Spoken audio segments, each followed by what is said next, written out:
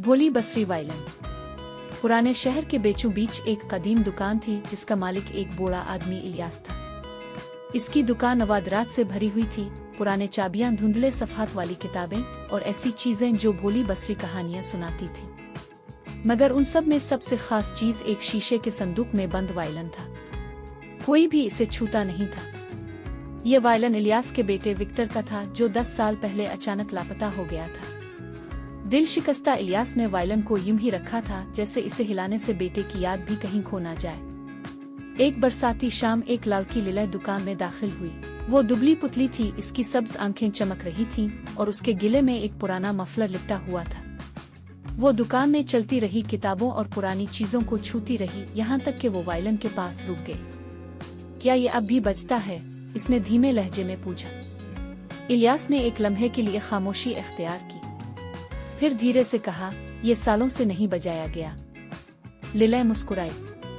क्या मैं इसे बजा सकती हूँ? इलियास कुछ देर खामोश रहा, फिर गहरी सांस लेकर उसने संदूक खोला और वायलन उसके हाथ में दे दिया। वायलन हल्का लग रहा था, जैसे ये किसी के इंतजार में था। लिलय ने इसे अपने कंधे पर रखा और आहिस्ता से इसकी तारों पर महार मारी। पहला स्वार हल्का सा कांप गया, लेकिन फिर जैसे जिमी हुई नदी पिघल कर बहने लगी हो, एक मधुर, उदास मगर उम्मीद भरी धन गूंजने लगी। इलियास की आंखें बंद हो गईं। ये विक्टर का नगमा था। जैसे जैसे मौसीकी बहती रही, दुकान में एक अजीब सी तब्दीली आने लगी। गर्द हल्की सी उड़ने लगी, हुआ में एक चमक पैदा हुई और इलियास को लगा जैसे वक्त ने एक पलटा खाया। जब आखिरी स्वार बजा, इलियास की आंखों में आंसू आ गए। ये धन तुमने कहाँ सीखी? इसने लरसती आवाज में पूछा। लिलय ने नीचे देखते हुए कहा, मेरे वालिद ने मुझे सिखाई थी। इलियास का दिल जोर जोर से धड़कने लगा। तुम्हारे वालिद? लिलय ने इस बात में सर हिलाया। उनका नाम विक्टर था।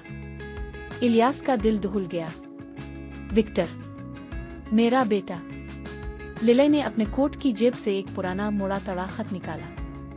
ये उन्होंने आपके लिए लिखा था। इलियास के हाथ लरज रहे थे जब उसने खत खोला।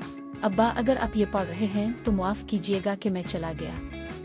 मैं मौसीकी के जरिए अपनी शनाख्त बनाना चाहता था, लेकिन किस्मत को कुछ और ही मंजूर था। जब मैं बीमार पड़ा, मैं लूट ना सका, मगर मैं अपना सबसे कीमती खजाना आपके पास छोड़े जा रहा हूँ, मेरी बेटी लिलय। इसमें आपकी नरमी, आपकी मोहब्बत और मौसीकी का शौक मौजूद है। अगर वो आपको मिल जाए तो इसका ख्याल रखिएगा। इलियास की आंखों से आंसू गिरने लगे। इसने लिलय की तरफ देखा और पहली बार इसे गौर से पहचाना।